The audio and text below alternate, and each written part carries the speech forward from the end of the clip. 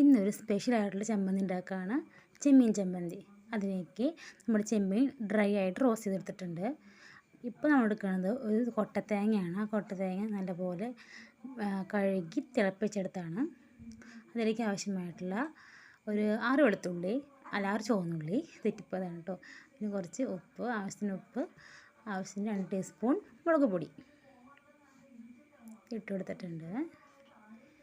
എന്നിട്ട് നമ്മുടെ ചെമ്മീൻ ഇട്ട് കൊടുക്കുക.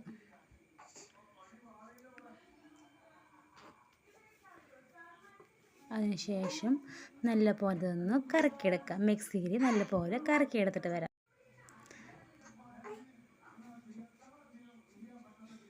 കറക്കിയതിന് ശേഷം അതിലേക്ക് നമുക്ക് ആവശ്യത്തിന് പുളിവെള്ളം പിഴിഞ്ഞൊഴിക്കാം. കുറച്ച് പുളി കൂടി നല്ല ടേസ്റ്റിൻ്റെ ആയിരിക്കും. പിന്നെ കുറച്ച് പുളി എടുത്ത് നമുക്ക് ആവശ്യത്തിന് പുളി വേണമെങ്കിൽ എടുക്കുക, അല്ലാത്തവർക്ക് ഉപേക്ഷിക്കാം കേട്ടോ. ഇന്ന് നല്ലപോലെ